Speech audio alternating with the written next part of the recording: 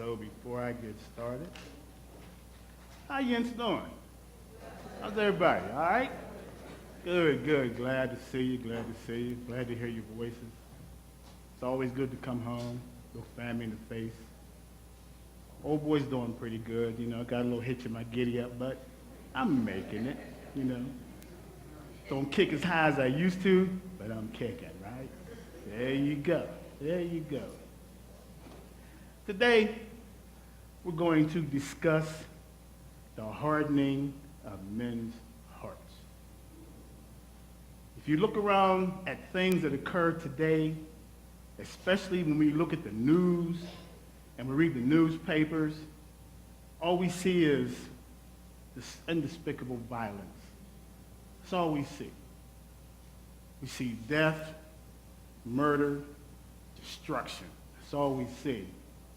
And it's gotten to a point where it becomes commonplace. It's just like whatever. It's like turning on the faucet to get a glass of water. It's there. And we don't have that feeling that we should have for people who have suffered loss. We don't give it a second thought. Say, oh, well, whatever. And we blow it off. But there are people who are going through things, who are going through pain. But we have hardened our hearts to the point where we will go to them and say, hey, I'm sorry for your loss, and walk away and forget everything. Forget everything that we ever said, everything that we thought. In my position as a police chaplain, I get involved with situations like that quite a bit.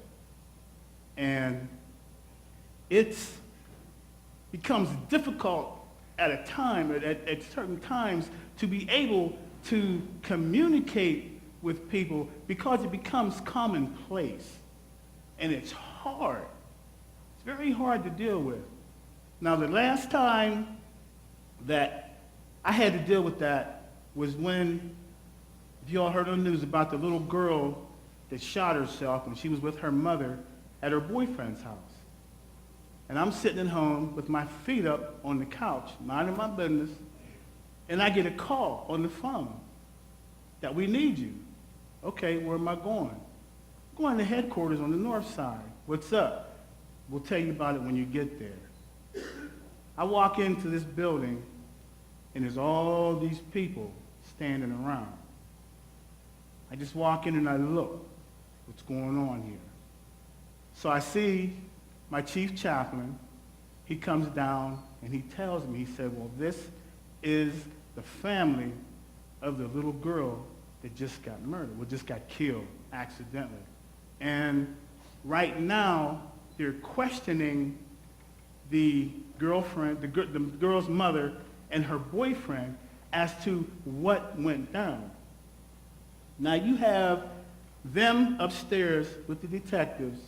You have grandmothers, grandfather, aunts, uncles, cousins, all sitting downstairs in the lobby of police headquarters on the north side. I walk in there, and this is what I see. Now, my first response is, and has always been, to locate the central figure of this family and extend my condolences to this person. At that time, it was this little girl's grandfather. I've only seen pain in a man's face like that one time. Once. And this man was truly hurt. He was truly, truly hurt. And it's like, what do you say to someone other than, I am sorry for your loss at that time? There's nothing you can say to him because he doesn't want to hear what you got to say. He's lost his grandchild. He don't care what you have to say. I'm hurting right now. So there was two other chaplains with me. Two other were females. And there were a lot of women that were there. And as we stood there and we sat there, one chaplain took grandmother off to the side and she's praying with her. The rest of them are standing around. Now, they really didn't want to be saved, want to become involved with prayer because they felt that God had let them down. Because he took this baby from inside their midst before her time. They didn't want to hear that. They didn't want to be bothered. And what does that do to us, to me? It puts us at a big disadvantage because we just don't know how to react. So what I did, I went over to the grandfather and I just sat there with him. Just sat next to him. That's all. I never said a word to the man. Never said anything to him. And eventually, he opened his mouth. And he said, my baby's gone. And being a grandfather and a father, I told him, I cannot feel the pain that you're going through right now. I could never understand the pain you're going through. But all I can tell you is we serve an awesome God. He will not let you hurt any longer than you can handle. He won't let you feel that pain, but for so long. He will give you answers to all the questions that you have, but for right now, you just have to wait. You just have to sit here. We sat there for a moment. I was able to communicate with him to a point because he lived in the area of the city where my dad used to live, was in Beaver Falls. We started talking about Beaver Falls. He worked for a company that made windows. I knew where the company was at, so we started talking about the company. He was a hunter and a fisherman. I said, well, you know what? I said, fishing, I can take it or leave it. Hunting, I don't do it because I've heard those stories where 3 go in and 2 come out. Daddy ain't with that. Sorry. He started laughing just like you. He started to laugh. His pain was coming up. It was raising to a point where he was able to function. Now, I didn't ask this man for anything because there's nothing he could ever give me to compensate for what we're doing right now. In the meantime, 2 of the chaplains had gone out to get food. And you always know whenever there's a situation that goes on such as that, there's always that one common denominator, and it's food. It relaxes people. It calms people. Every time Jesus did something, there was always food there. There's always food. People wonder how come Jesus wasn't 300 pounds. He walked everywhere he went. So he burned it up. See? And through that, like I said, we were able to sit there. We were able to communicate. We were able to laugh. When I left him after we were there for, say, an hour, hour and a half, 2 hours, and the detectives kept coming back and forth to inform them of what was going on with their investigation. I sat there with him and I told him, I said, you know, you really can't rush this. You pretty much just have to be at their mercy because they can only get the information out of them as fast as they give it to them. And they can only give to you that which they are sure of. And by coming to the family and speaking with them in the manner which they did and the manner to which we were able to, things came out pretty good. And just by speaking to this man and getting him to laugh, the only thing I could say is, but God. Because had it not been for him coming down, I couldn't have done what I did. I couldn't have did my job.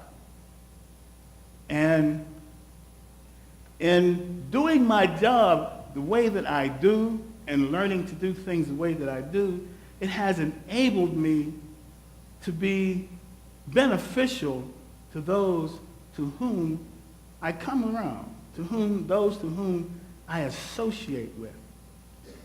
Because I don't flaunt what I do in front of people, but it's all about being able to speak to people, to let them know that my heart hasn't hardened to the point where I look at you as just another person. We've all here gone to funerals. Everybody here has gone to a funeral. Everybody has lost someone in their family. And of course, you strive to be strong because you feel that there's someone in the family who needs my strength. And I have to hold up my end to hold them up. But that's a lie. If you surrender what you have to the Lord and let him know I'm hurting, he knows you're hurting, but just tell him I'm hurting right now. And I have family here who's dependent on me. And I'm dependent on you to help me with my family. The Lord will see you through.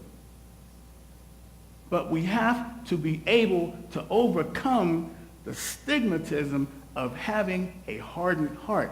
Look at the things that we see on TV. And better yet, look at the games that our children play. All these violent video games that the kids play. Whatever happened to Pac-Man, Pong? I love Pong. You know, all you had was two paddles on a little ball, bouncing it back and forth. Ain't no violence in that. You just sitting there looking stupid, man, flipping a little ball back and forth. See? But it occupied your time, kept your brain occupied. A few other things, but for the better part, we'll keep it right there. And then that was it. But you have these games nowadays that the kids play where it becomes commonplace to them to hear about death and destruction and to see death and destruction. And it's a sad state of affairs when our children at such young ages have come to the point where death doesn't bother them. And we look at our children and project the same thing to them. You know, it's like I did a funeral and I told the men, let it go. You know, if you're hurt, cry. Jesus cried. He was the strongest man to walk the face of the earth, yet he wept for his friend. What's wrong with you? Have you become so callous that you just can't feel that pain? Have you become so callous that you disregard the fact that crying is a human function? They want to leave it in the hands of the women to do all the time. There are just so many things that you can lay on a woman's lap. There are just so many things that you can expect a woman to do. And that you do have some women who don't cry either because they have cried so much they can't cry anymore. They've become hardened. They have that look in their eyes. They have that tone in their voice. They've become hard. Don't no man want a woman like that. You know, one just, you can't love a hard person. There's just no way. And our society has come to the point that we have hardened our hearts so much that there is no love. There is no love out there. We looked at that little clip where the man was talking about losing a generation. That will lose everything if you lose just one generation. I've preached in some churches where the congregants in the church were so hard toward each other that they split the church apart. There are bunches and bunches of empty churches out here on the streets because the people have hardened themselves to the point where they don't even want to be around their own selves, long less anybody else. You have people who have their own little factions inside the church. You got to click over here. You got to click over here. You got to click back there. You got to click over there. Jesus eliminated the cliques when the veil was torn. We all come together. We're all the same. But yet and still, they have allowed their hearts to become hardened to the point they don't know what it's like to love. Nobody wants to go through that. Nobody wants to go through life and not be loved. Nobody. Ecclesiastes 7:2. This is something that I preached one time, and it hung on to me. It is better to go to the house of mourning than to go to the house of feasting. For that is the end of all men, and the living will lay it to his heart. They want to know, how can you find something in the house of mourning that is beneficial to you? You celebrate the person that has just passed. You celebrate someone whom you know, whom was brought to you at one point in time in your life. And you sit down and you discuss this person with your family. Now, how many of you have gone to funerals and truly sat down with your family and reminisced about the loved one that you just lost? How many of you done that? This is in a house of mourning. I have come here to mourn the passing of my loved one, but in the end, you come away with a smile because the pain that you feel was turned into something that was wonderful. Or did you just come just to eat and go get your drink on? A lot of people, when they go to funerals, they'll come to the church for the service, and all they're thinking about is, what we going to eat when we leave here? What they got good to eat when we come back? What they got to eat? Is that the best you can do? Is that all that you have to offer? And you have a hardened heart. You don't care. As long as you get fed, you don't care. And it's wrong. It's the same with our churches. People just don't care anymore. It's all about quantity, not quality. They're looking to put butts in seats. They're not looking to save souls. They're looking to see how many folks they can get through the door instead of seeing how many disciples we can make to put out into the world to preach the gospel of Jesus Christ. That's the last thing on their mind. They're looking at fattening their coffers, making some money. That's all they want. And that's not it. That's not going to make it. It's not going to make it not one little bit. But your hearts have become so hard and so callous, you don't even pay it any mind. You don't pay it any attention. I preached at one church where it was so bad that the people couldn't even come in to sit down to have service. That's how messed up they were. Nice church, very nice church. A few of the people that I met were really cool. They were all right. But when you put them in a room together, it just didn't work. Their hearts have gotten hard to where they don't feel, they don't love. They don't want to love. They're more interested in their bottom line than they are in what Jesus told them to do, to make fishers of men. Knowing that if he casts his nets out there, they will not come back void. But they don't think about that. They don't care about that. And you look at society today, they don't care. People don't care anymore. It's up to us who are in this place today to let the world know that we still care. It's about us letting the world know that there is love still here in this world. And letting them know that there still is that four-letter word that we look at all the time, H-O-P-E, hope. Because you have so many people who have just given up. They surrendered. We don't care anymore. Why? What's wrong? Tell me what's wrong. We can work this out together. That's what I'm here for. Tell me what's wrong. They don't know. They don't. You ever talk to these young people nowadays and they're angry, walk around with their fist balled up, ready to bite a hole in the world, ask them what's wrong? I don't know. What you mad about? I don't know. And why are you mad? That's all I know. All I know. The hearts have become so hard that they just don't care. And the first thing they want to do is lash out. Lash out. They want to hurt somebody. I want to hold on to you. I want to show you what love is all about.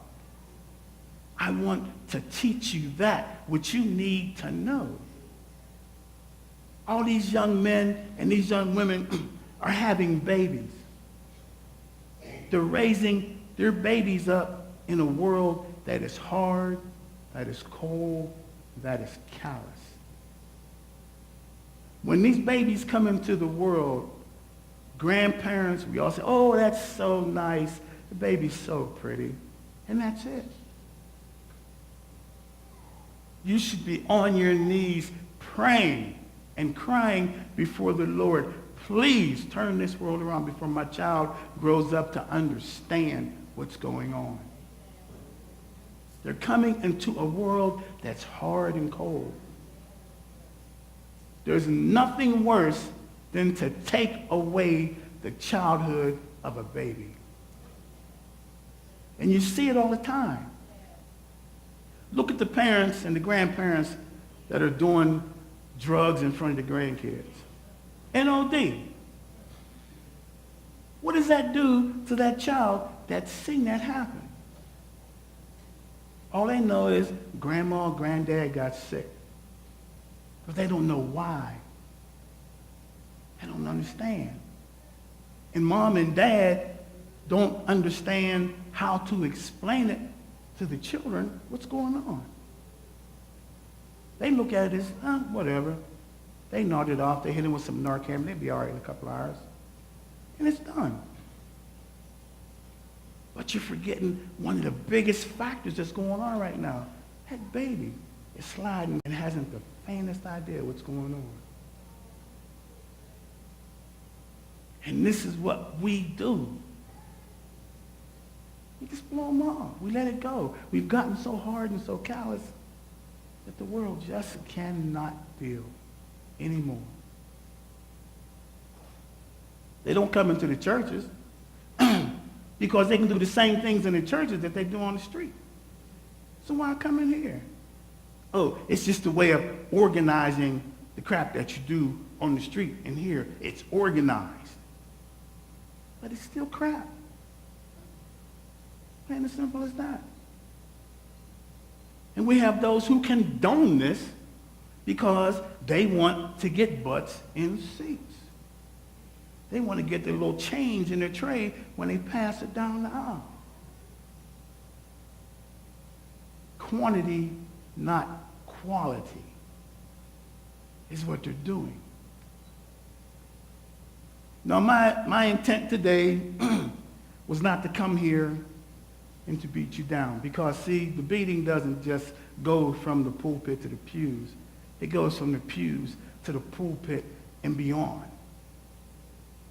Because there are a lot of men out there and a lot of women out there who are supposed to be preaching the gospel but they have other aims in mind. And they're not looking at the fact that this world is going down the porcelain facility at an alarming rate.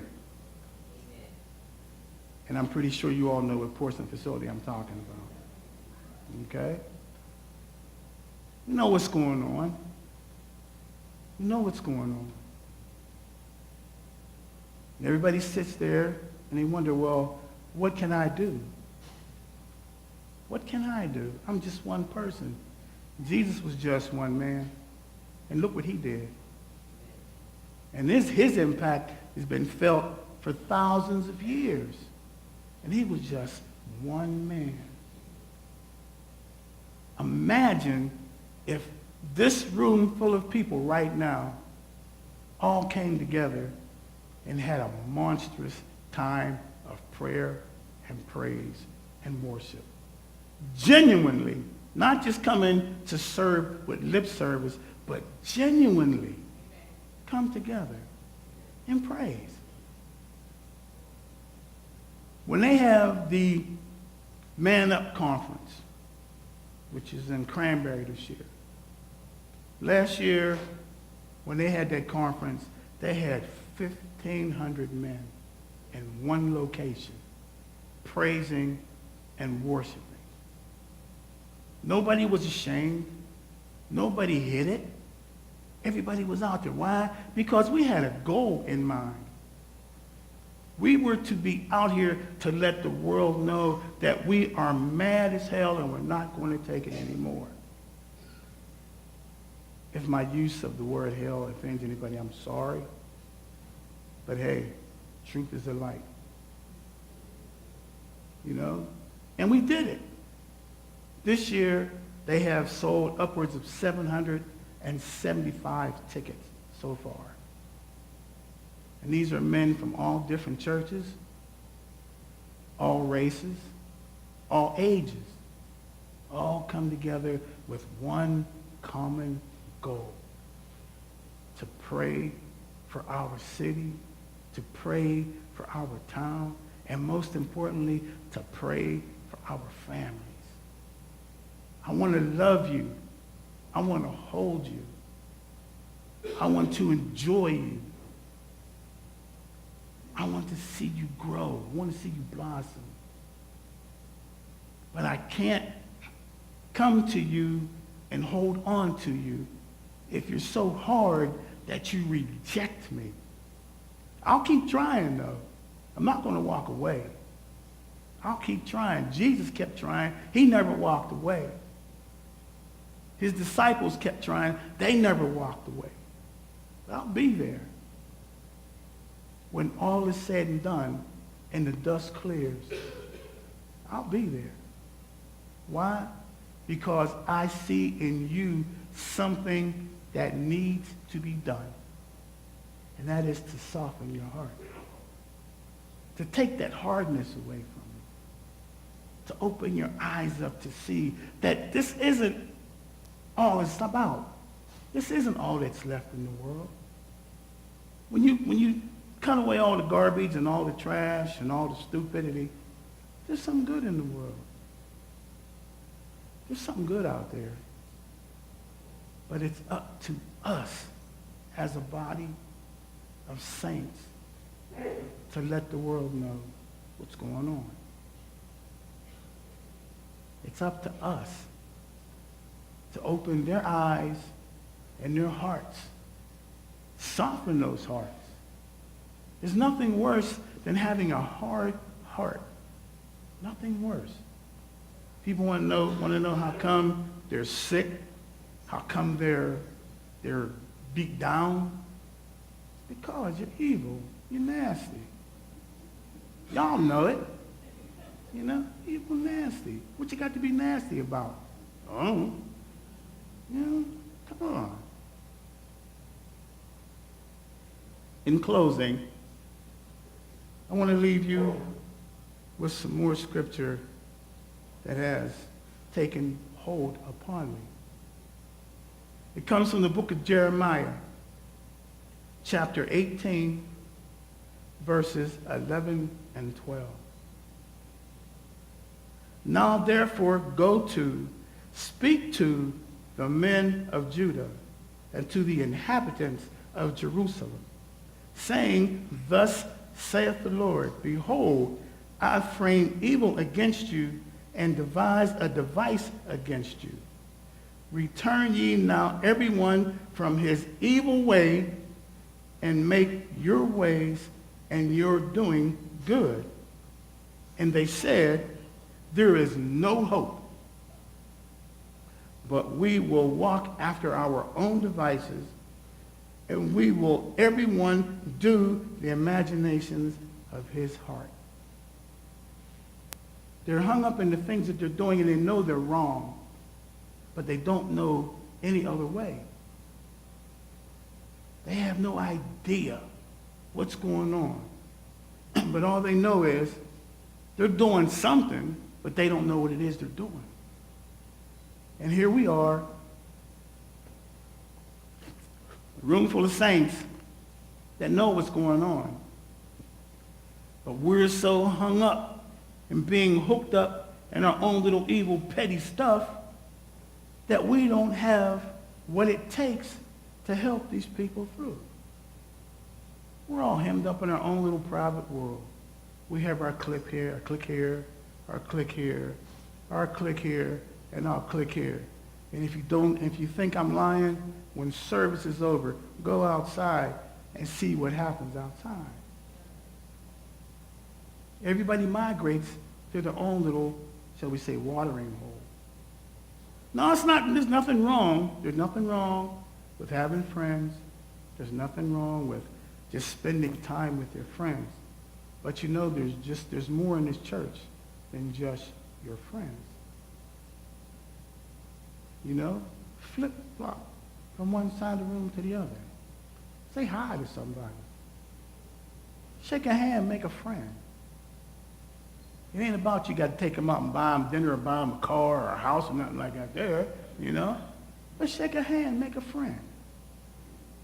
Let the world know that my heart is not as hard as you may think it is. That I still hold a place for you in my heart. And I will always pray for you. And I will always love you. And I will always be here for you. Now, perhaps there's someone here today who is going through a change right now, who's going through something where they have this weight, this hardness that's settled in upon them. And they don't know how to get rid of it. They don't know what to do. And you have talked to people about it, but you've talked to someone who really didn't quite guide you in the direction that you should go. Jesus is waiting for you right now. He will guide you through any and everything that you have to go through. And if you really want to know, you talk to some of these saints in this room. Everybody got a story to tell. You know, it's not one of those hardcore stories. Everybody don't have a hardcore story, a gut-clenching story, something that's going to be made into a movie. You know? But everybody has a story to tell of how Jesus got them through something they never thought they'd ever come through. How he picked them up. They didn't find Jesus. Jesus found them. See? People get me with that. Well, you know, I found the Lord. I never knew the Lord was lost. Man. Yeah, I mean, he put it all together and all of a sudden he got lost. I don't understand that. No, he found you. Just like he found Saul walking on that road. He found you too. And to those who are looking to be found, Jesus is waiting to hold on to you right now. All you have to do is say, here I am. And he will hold on to you. He will guide you through. He will nourish you. He will nurture you. He will show you what it is to have a softened heart. Heavenly Father, we thank you once again for allowing us to come together, for enabling us to be here today, Lord, to demonstrate to the world that not all hearts are hard, that not all people are against one another. We still love each other, Lord. Some people just have a strange way of showing it. So, Lord, we thank you. We thank you for all you have blessed us to be able to see, for all you have blessed us to be able to do, for all that you have blessed us to see, to know, and to hear. And I pray that this message will go out and affect those who desire to hear from you, Lord. It's not me, it's you, Lord, working through me that they may hear your word and be encouraged today. Giving all that we have to you, Lord, we surrender it all. For it's in Jesus' name we pray.